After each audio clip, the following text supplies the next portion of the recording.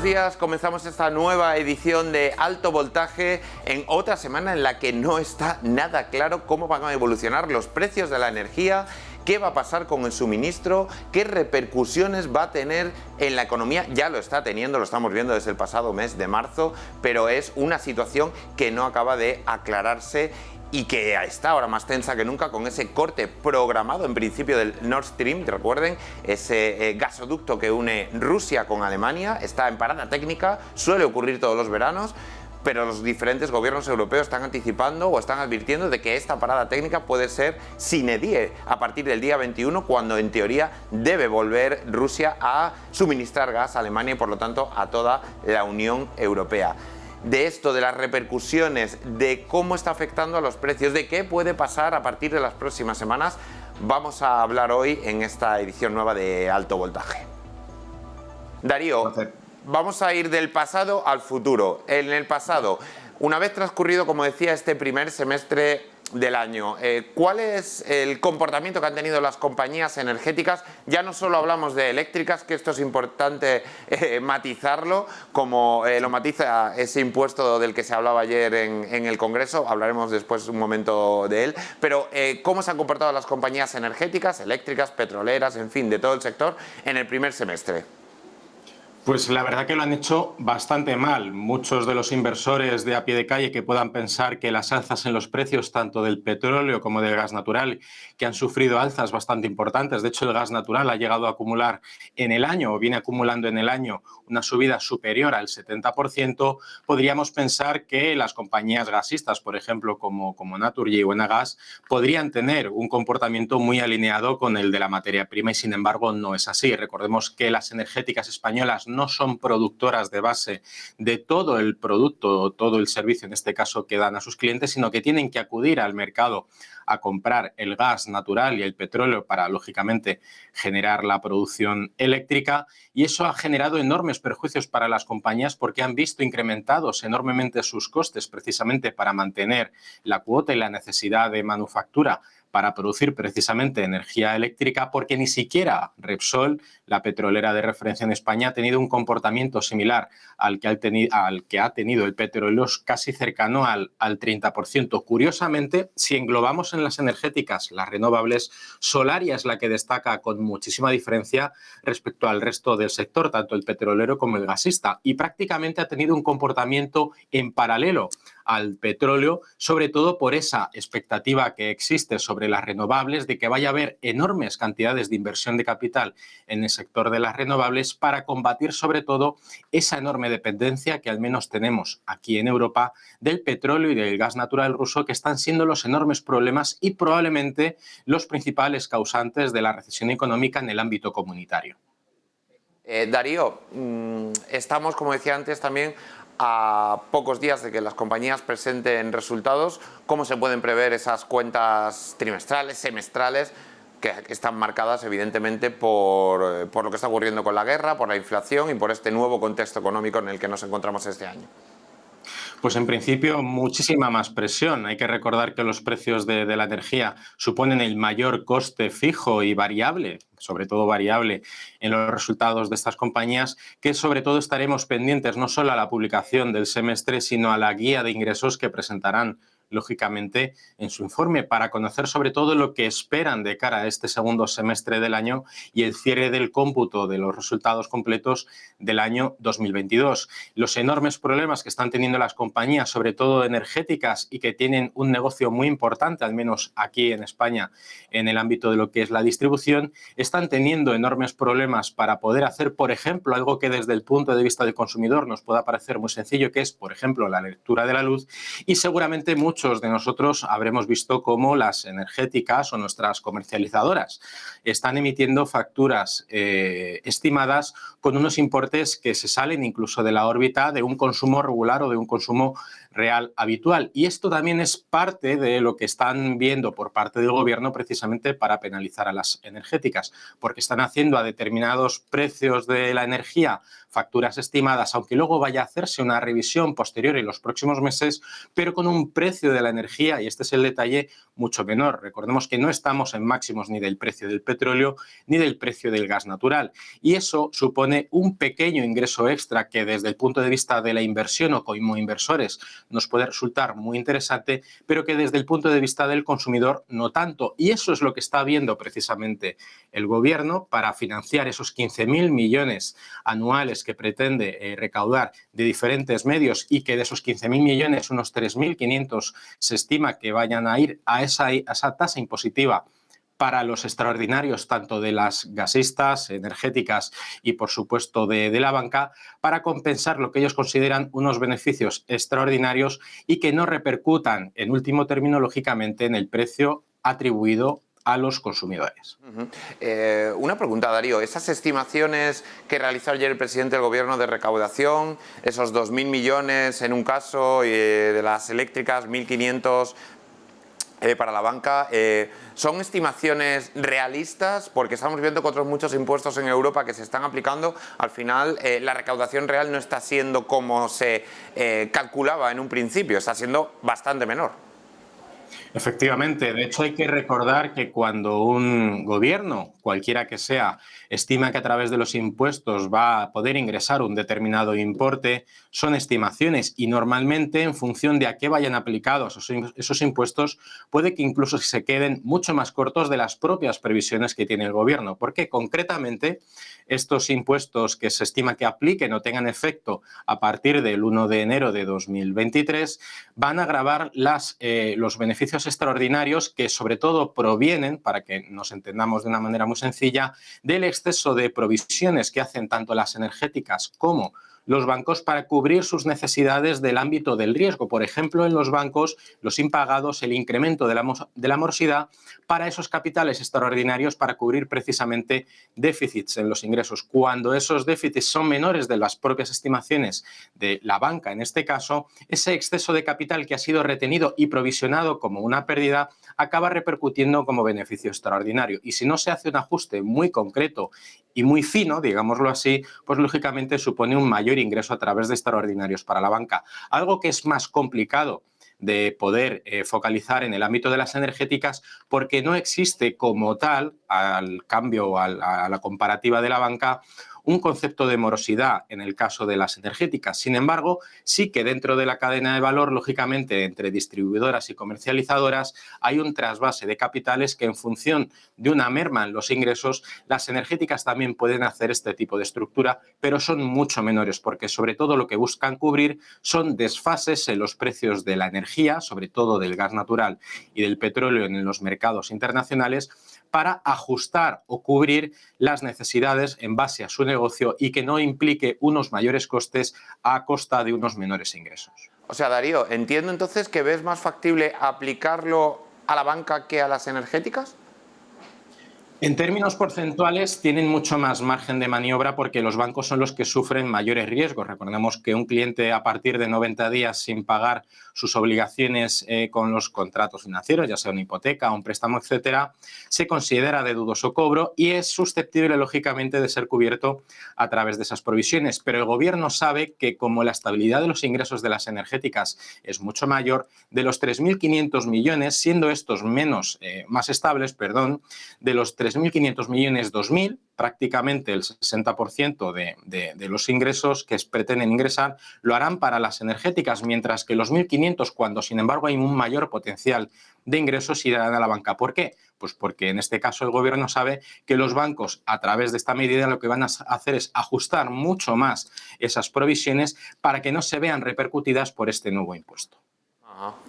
Pues interesante ese análisis que acabas de realizar, Darío, sobre cómo van las compañías en este primer semestre, sobre qué resultados pueden presentar y sobre ese impacto del impuesto que todavía está por materializarse. No es lo mismo anunciarlo que luego plasmarlo en un decreto, eso ya lo sabemos todos que es mucho más complicado, pero bueno, desde luego la intención es esa y lo estamos viendo en las bolsas esta mañana, como lo vimos ayer, el impacto que está teniendo, bueno, pues esa primera reacción que no deja de ser la habitual cuando se realiza un anuncio de este tipo, cuando sobre todo era completamente inesperado.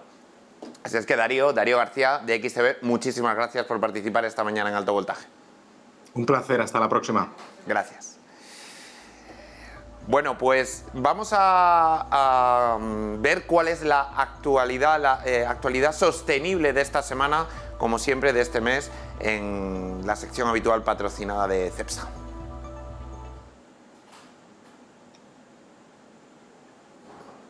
Empresas que se están transformando hacia la economía renovable, sostenible y respetuosa con el planeta. El conflicto en Ucrania ha demostrado la importancia de contar con fuentes autónomas de energía. La guerra ha creado la necesidad de un continente menos dependiente de la energía que generan terceros. Y existe un consenso sobre cómo una adopción mayor de la energía eólica y solar puede ayudar a la Unión Europea a evitar futuras crisis. Con ese doble objetivo en mente, todos los actores del sector buscan soluciones para avanzar hacia este nuevo modelo que permita una mayor soberanía energética y seguridad de suministro. En este sentido, destaca el papel de España como país generador de energías limpias y renovables. Cuenta con el mayor recurso solar europeo y destaca en la generación de energía eólica.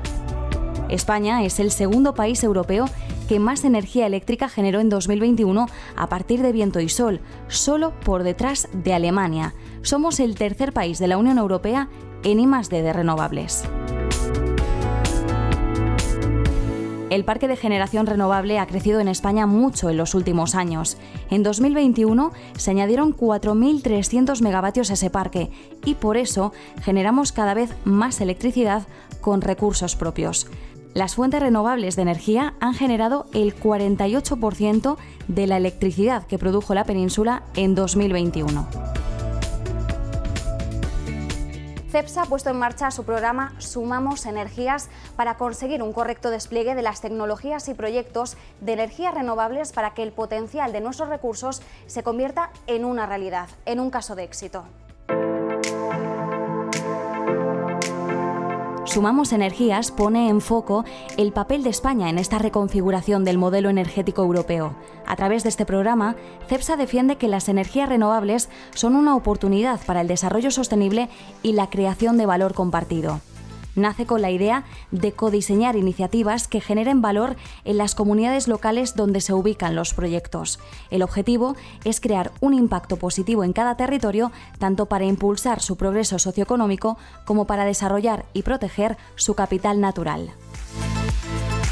Este despliegue de infraestructuras de proyectos renovables que pueden verse no solo como un proyecto empresarial en sí, sino realmente como una oportunidad para transformar los territorios donde nos instalemos. El objetivo es muy claro: crear un espacio de diálogo abierto y constructivo con todos los agentes implicados que nos permita avanzar en todo el proceso de transición ecológica y sostenibilidad. En CEPSA tenemos claro que la integración de nuestras instalaciones con el entorno supone una gran oportunidad para contribuir en el desarrollo social, en proyectos con los municipios, como relaciones duraderas.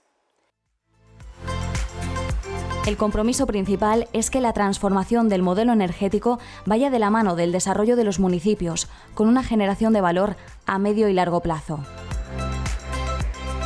Y apostamos por las personas, por el talento, por la formación y por el empleo local, que los tenemos muy presentes.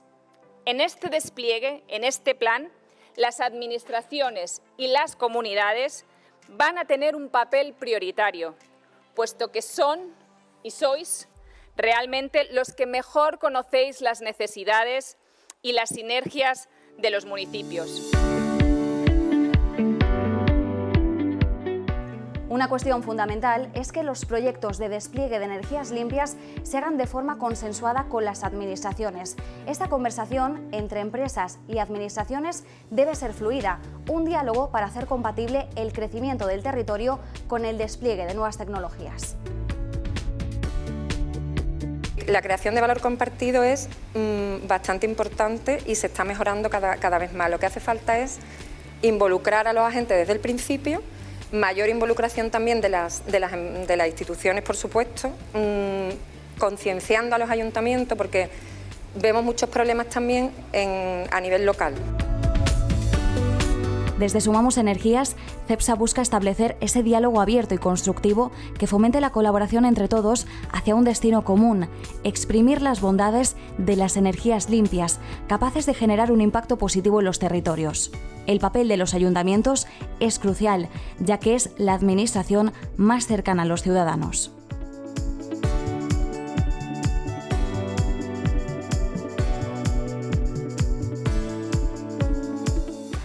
La transición energética es la transición tecnológica más importante de nuestra historia y España cuenta con los ingredientes para servir el plato principal. Desempeñar un papel importante en esta transición está en nuestras manos y será fundamental la colaboración entre administraciones y empresas.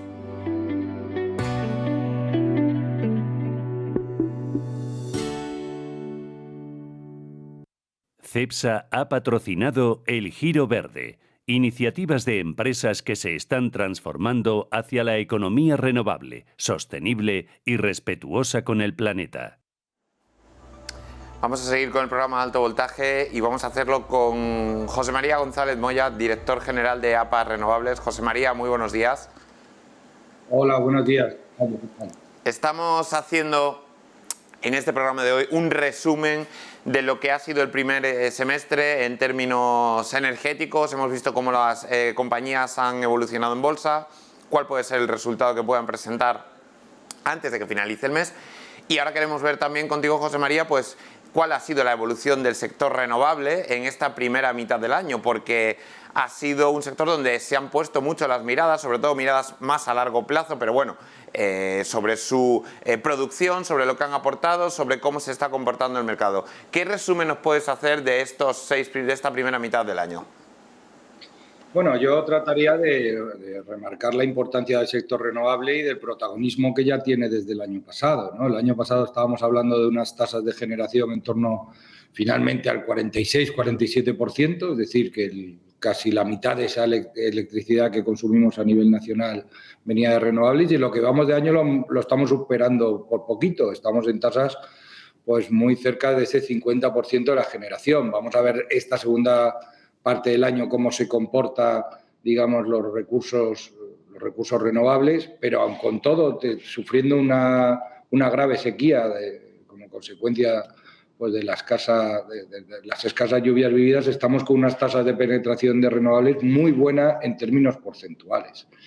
Y del mismo modo en términos de potencia. Fíjate que el año pasado cerramos el año un poquito menos de 5.200 megavatios añadidos y en lo que llevamos de semestre pues ya llevamos 3.500, un poquito más. En particular, según estimaciones, porque esto no son datos oficiales, ya hemos rozado una cantidad equivalente a lo que hicimos todo el año pasado en autoconsumo, casi 1.200 megavatios, y en energía solar fotovoltaica, es decir, plantas conectadas a red y parques eólicos, también tenemos cifras de casi 1.200 en fotovoltaica y algo más de 1.100 en eólica. Con lo cual, el balance de momento este semestre muy positivo.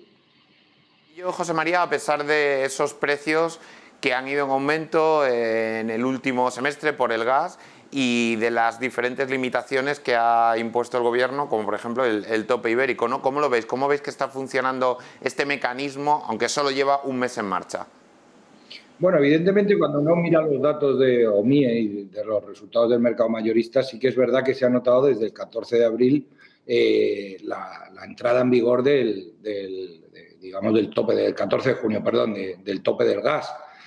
No obstante, la buena noticia, al menos en lo que al sector renovable se refiere, que es que en lo que llevamos de años sí que volvemos a ver momentos en los que cuando hay mucha generación renovable se hunden los precios.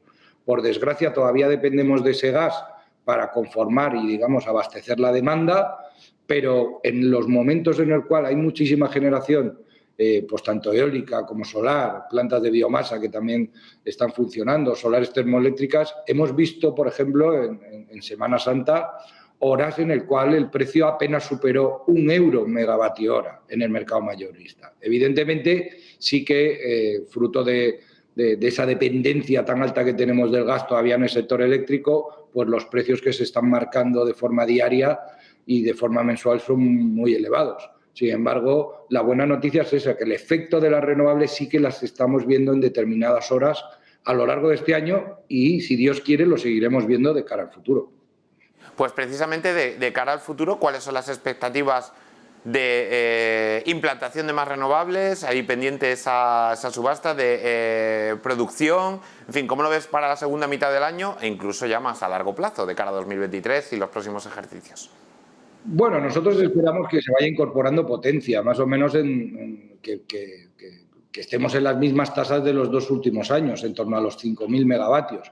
Esa potencia de momento que se está añadiendo y la que hemos añadido este primer semestre no viene de ninguna subasta. Es decir, las subastas que se celebraron en enero del año 21 y en octubre del año 21, todavía esas instalaciones no se han puesto en marcha y veremos a ver si entran o no en funcionamiento este año. En todo caso, sí que prevemos seguir añadiendo potencia. Como decía, no parece que sea fruto de las subastas del 21, porque todavía tenían mucho más largo plazo para su puesta en marcha, pero también vamos a ver nuevos desarrollos regulatorios que precisamente fomentan la subasta de nueva potencia. Es inminente y esperamos que sea así, según nos ha venido indicando el Ministerio desde hace meses, una nueva subasta para otras tecnologías renovables que no son eólica y solar fotovoltaica, como las que hemos tenido. Una subasta para la biomasa, para la solar termoeléctrica, incluso para pequeñas instalaciones hidráulicas, la mini hidráulica que puede aportar todavía de cara al futuro. Esperamos eso de forma inminente y esperamos hacia final de año pues la subasta de renovables, fundamentalmente eólica y solar fotovoltaica, que estaremos hablando, pues veremos a ver, de 1.500, 2.000 megavatios a adjudicar conforme al calendario que aprobó ya el año pasado el Ministerio. O sea, las expectativas son muy buenas, expectativas de entrada de potencia y expectativas de puesta en marcha de nuevas subastas. Sin embargo, también necesitamos pues esa estabilidad y mejorar algunas cosas de cara al futuro. Solo una última cuestión. ¿Cuáles son algunas de esas cosas que hay que mejorar para que todos lo sepamos? ¿O cuáles son un poco vuestras reivindicaciones en ese sentido? Bueno, tanto reivindicaciones como preocupaciones. Evidentemente tenemos ahí un marco general de acceso y conexión de instalaciones a la red. Es decir, está ahora el paso inicial para desarrollar un proyecto renovable, solicitar el acceso a la red y ver si puedes vender y exportar tu energía. Entonces, ese marco ahora está pendiente de un desarrollo, están previstos unos concursos de capacidad en los cuales estamos ahora en fase de alegaciones. Necesitamos que todo eso se aclare cuanto antes para dar certeza a las inversiones y luego, del mismo modo, debemos afrontar cuanto antes a nivel técnico cómo vamos a llevar a cabo toda esta integración de renovables. Fíjate que antes hacía mención a que durante la Semana Santa vimos horas de precios de €1. Esto es fruto de la entrada de renovables. ¿Pero qué ocurrió? Que en esas horas también hubo que, en algunas instalaciones o en buena parte de ellas, reducir carga, es decir, que produjeran menos o incluso parar algunas instalaciones porque la demanda no era capaz de absorber toda esa generación. Ese tipo de cosas, lo que es la integración de renovables, la gestión del sistema, la operación del sistema eléctrico en su conjunto, nos preocupan y debemos abordarlo cuanto antes, aunque ya estamos en ello. Pues ahí quedan esas reivindicaciones o preocupaciones. José María González Moya, muchas gracias por participar esta mañana en Alto Voltaje y feliz verano. Muchas gracias a vosotros. Gracias.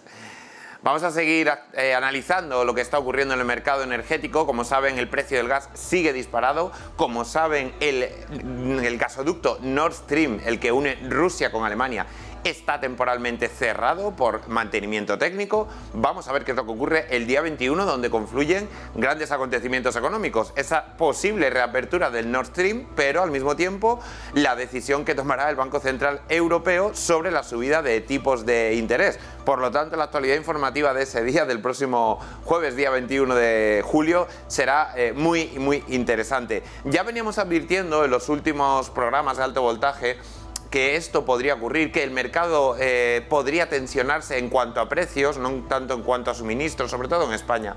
Pero evidentemente parece que ese invierno al que nos temíamos enfrentarnos en los próximos meses se ha adelantado, porque ahora mismo el precio del gas pues ya está por encima de los 180 euros megavatio hora, un precio que no tenía desde el pasado mes de marzo, cuando comenzó prácticamente la guerra en Ucrania y todo estaba muy tenso. Vamos a analizar y a determinar qué es lo que está ocurriendo.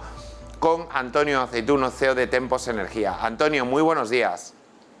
Buenos días, José María, ¿qué tal? Muy bien, muchas gracias por participar en Alto Voltaje. En primer lugar, te quiero preguntar por ese corte previsto, anunciado, por ahora anunciado, del Nord Stream 1.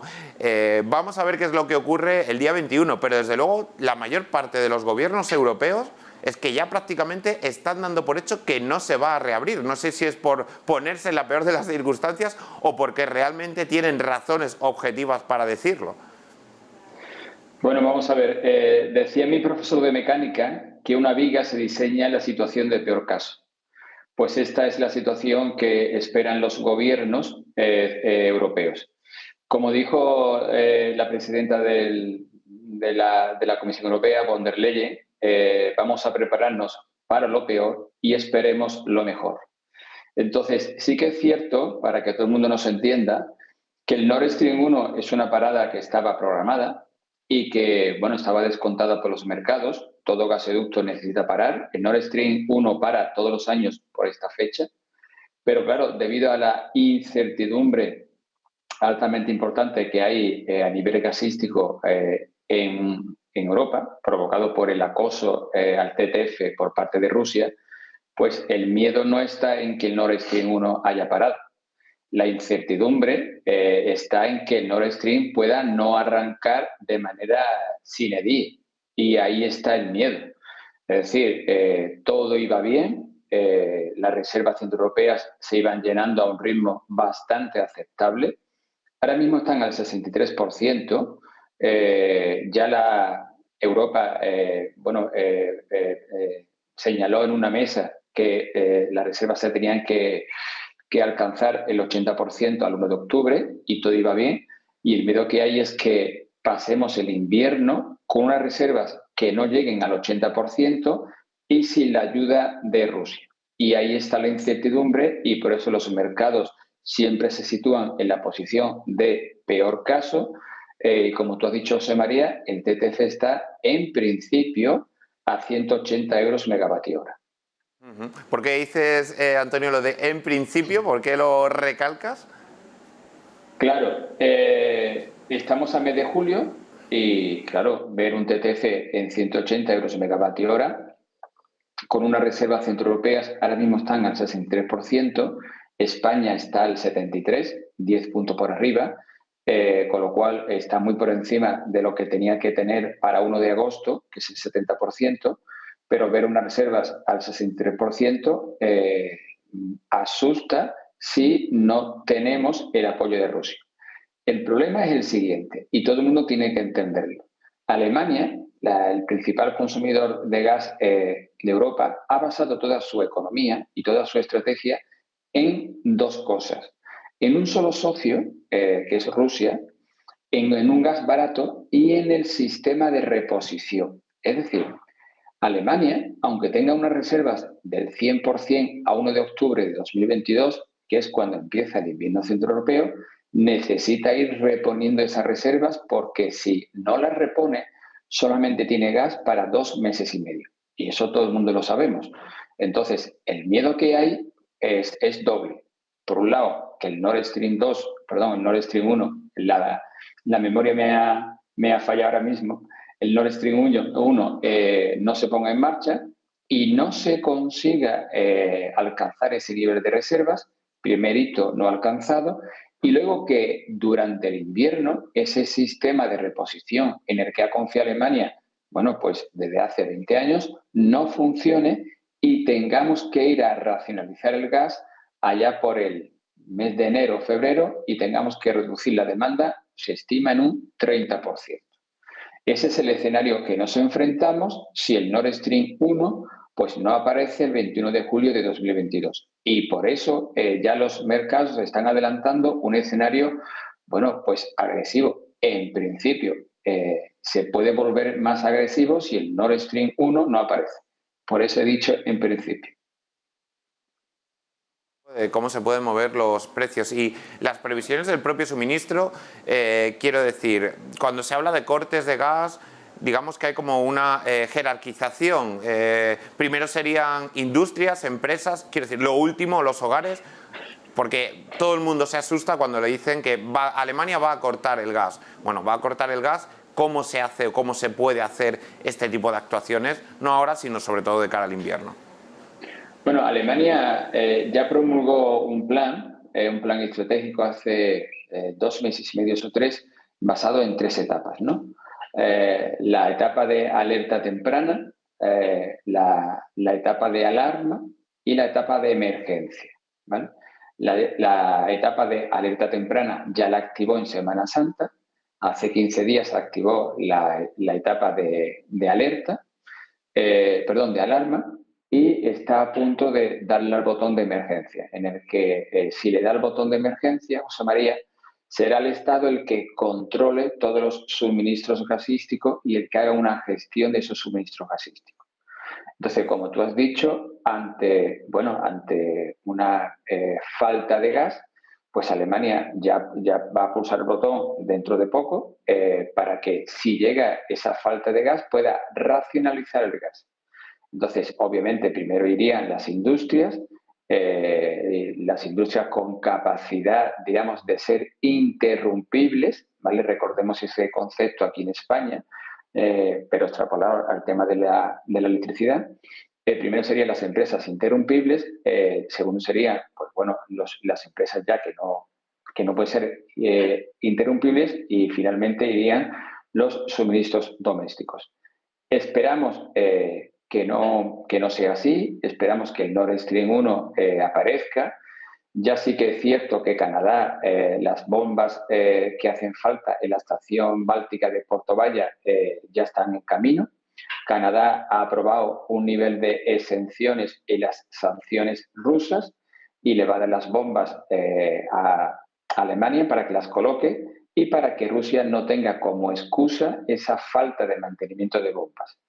En principio, nos tenemos que sentir esperanzados porque no ocurra el corte perpetuo, diríamos, del Nord Stream 1, pero los mercados ya nos están adelantando que a julio están a 180, que si el Nord Stream 1 no se pone en marcha, pues eso sería una señal muy negativa para los mercados, porque estos entenderían que va a haber falta de gas centroeuropeo, no español, cuidado, centroeuropeo para el invierno, y que obviamente ante un golpe así, el TTF, el Hub holandés, rápidamente y además a gran velocidad escalaría a las cotas próximas a los 300 euros megavatio hora. Si julio está a 200, ante una falta de gas, los 300 están ahí. Pues vamos a ver qué es lo que ocurre, porque si estamos en verano y tenemos esos precios, veremos a ver qué es lo que puede suceder en invierno, por ahora, como decías. Antonio Aceituno, muchísimas gracias por participar esta mañana en Alto Voltaje. Esperamos que la próxima vez que nos veamos, José María, el Nord Stream 1 esté en marcha y el TTF esté rozando los 100 y, bueno, haya mejores noticias. Buen día para todos. Buen día. Muchas gracias. Adiós. Bueno, pues como ven, la actualidad energética sigue muy tensa, sigue muy pendiente de ese Nord Stream que se encuentra cerrado de forma temporal y sigue pendiente de lo que pueda ocurrir en los mercados de futuros, sobre todo a partir del día 21 de julio, cuando teóricamente debería reabrir y volver a proporcionar gas a Alemania y por lo tanto a toda Europa y calmar los precios, como decía Antonio Aceituno, que estén más cerca de los 100 euros megavatio hora que de los 200, que es donde se encuentra ahora mismo, casi 190 ya euros megavatio hora del gas en el mercado internacional. Bueno, vamos a dejar de lado un poco esa actualidad tensa informativa, vamos a seguir hablando de energía, pero vamos a hacerlo desde un punto de vista diferente, cultural. Para ello vamos a hablar con Marta Cotrina, responsable de Cultura en Endesa. Marta, muy buenos días. Hola, buenos días. Decía que vamos a cambiar un poco de tercio para precisamente dar también una visión distinta de lo que hacéis las empresas y en este caso concreto Endesa, como por ejemplo con el compromiso con los derechos humanos.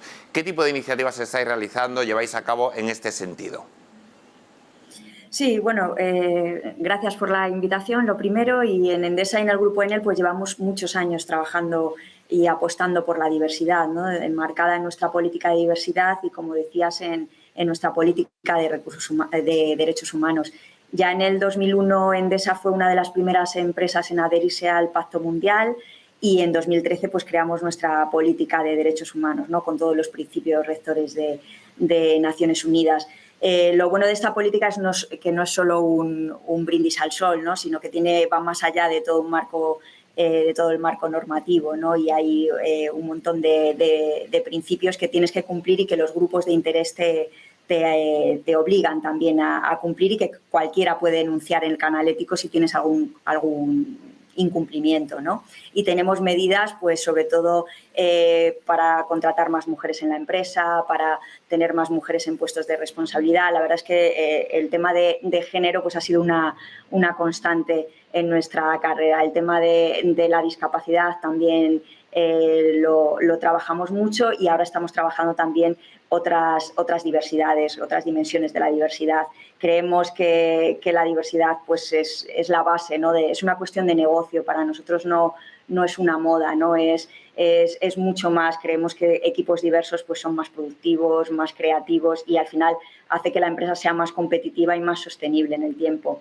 No sé si quieres que te cuente alguna iniciativa concreta de las que hacemos. Mira, precisamente comentabas, Marta, el tema de las mujeres, el tema de la presencia femenina. Por ejemplo, en este caso, ¿cómo se encuentra? ¿Qué iniciativas estáis desarrollando? En fin, porque esto está tomando una relevancia cada vez más importante en la propia estructura de las empresas, incluso por parte de los fondos de inversión. Cada vez se fijan más en todo este tipo de iniciativas, que no estamos hablando solo de iniciativa dentro de la empresa, sino de cara también al mercado, a lo que exigen los fondos de inversión y los grandes propietarios de empresas. Sí, la verdad es que nosotros, como decía, es una cuestión de negocio, ¿no? Estamos posicionados en los principales índices bursátiles como el Dow Jones, el Bloomberg, ¿no? Y para nosotros es muy importante, y es una manera también de tener un compromiso público también con nuestros objetivos, ¿no?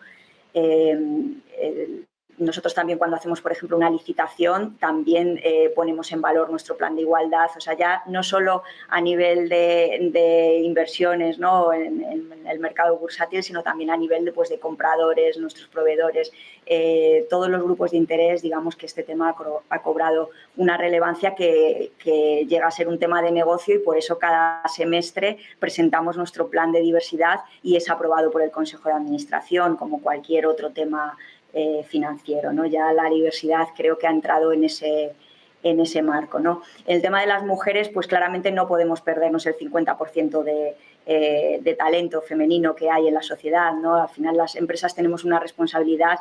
La sociedad es diversa, ¿no? Entonces las empresas, igual que nuestros clientes son diversos, pues las empresas también tienen que ser diversas. Entonces no podíamos perdernos ese 50% de talento femenino. El problema que tenemos las empresas técnicas, como la energética y otras empresas con perfiles técnicos, es que hay pocas mujeres en el mercado que cursen carreras técnicas. Entonces nos centramos mucho en atraer talento femenino, y luego que dentro de la empresa pues accedan a puestos de responsabilidad. Trabajamos también en reducir la brecha salarial.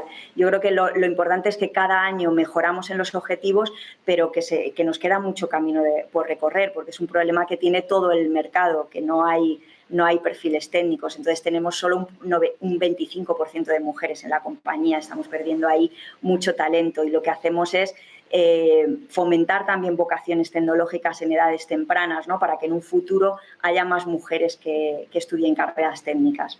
Como digo, es algo generalizado de todo el mercado más técnico. Precisamente, Marta, al hilo de esas carreras técnicas, lo que estáis haciendo ahora, entiendo también, es la búsqueda, os encontráis en la búsqueda de muchos perfiles STEM, de muchos perfiles tecnológico, científico, matemático. Es verdad que hablamos de una compañía eléctrica, esto pasa también en otros muchos sectores, pero esos perfiles los estáis buscando y se están incorporando a la empresa, ¿verdad? Sí, nosotros tenemos un 60% de perfiles técnicos, o sea, es una empresa lógicamente muy, muy técnica, y los perfiles que no son técnicos también tienen que tener un componente técnico, porque el futuro es cada vez más tecnológico. Entonces nosotros trabajamos por una cultura data-driven, ¿no? Cualquier empleado tiene que tener conocimiento de los sistemas, conocimiento de datos, por ese futuro que decía, cada vez más tecnológico, ¿no? Y la verdad es que estamos todas las empresas en lucha por estos perfiles técnicos, que es cada vez más difícil difícil encontrar y sobre todo pues eso en grupos que están subrepresentados como son las mujeres, ¿no? Entonces pues tenemos que hacer las vacantes mucho más atractivas para las mujeres y fomentar vocaciones tecnológicas en edades tempranas, porque el tema de estudiar una u otra carrera, pues hay detrás todo unos estereotipos y unos roles de género que creemos que están impactando, ¿no? en que la gente elija una u otra carrera. Y además es un dato preocupante porque cada año hay el 35% de menos matriculados en carreras técnicas, no solo mujeres. Entonces las empresas cada año vamos a tener más problema para incorporar estos perfiles técnicos. Pero bueno, hacemos todo lo posible y la verdad es que somos una empresa bastante atractiva. Tenemos un programa de becas donde tenemos 200 jóvenes que cada año se incorporan a la compañía y ahí sí tenemos más paridad, ¿no? en el talento joven de lo que tenemos luego en la empresa. Y como última cuestión, Marta, y como resumen, lo que sí que hay y lo que estamos viendo por diferentes vías es una apuesta, ¿verdad?, por la diversidad en todos los sentidos, ¿no? En todos los sentidos de la compañía, para hacerla atractiva desde el punto de vista laboral, desde el punto de vista cultural, desde el punto de vista social, porque la empresa es algo más que el propio trabajo, ¿verdad? Entiendo. Sí, por supuesto las empresas tenemos una gran responsabilidad y sobre todo las empresas grandes, ¿no? Una responsabilidad social, como decía, la empresa es diversa y nosotros tenemos también que ser diversos, que se genere un clima de respeto con todas las dimensiones de la diversidad y trabajar por esa unicidad de la persona. Antes trabajábamos más la diversidad de manera más estanca, ¿no? Mujeres, discapacidad, LGBTI, y ahora trabajamos más por, bueno, todos somos igual de diferentes, ¿no? Las personas somos únicas y somos diferentes también en nuestras pasiones, en nuestros intereses y no solo pues en raza, religión, sexo, ¿no? Para nosotros es clave y además está demostrado con datos que equipos más diversos son más productivos, más creativos y que por tanto la diversidad pues es una cuestión de negocio. Pues Marta Cotrina de Endesa, muchísimas gracias por darnos esta visión también diferente de las compañías, en este caso energética, como sois vosotros, de las diferentes abanico de opciones y el diferente abanico de posibilidades que hay para trabajar y en torno a esa diversidad que también es muy importante, sobre todo estos últimos días que lo hemos vivido en ciudades, por ejemplo, como en Madrid. Muchas gracias por participar. Gracias a vosotros. Gracias, un saludo. Buenos días, chao. Bueno, pues ya han visto, nos quedamos aquí con este mensaje positivo que también es importante sobre lo que realizan las compañías eléctricas en su día a día. Terminamos temporada, nos quedamos con un sabor agridulce porque el mercado energético se encuentra en precios muy elevados, no termina de aclararse qué puede pasar con el suministro, con los propios precios y con la propia economía, porque esto influye en la economía de toda la población, de las empresas, de las industrias y de los hogares, como siempre decimos. Negocios TV sigue dando información, seguirá dando información, quedan muchos retos pendientes económicos y aquí estará esta televisión para hacerlo tan bien como lo ha hecho siempre. Un saludo a todos.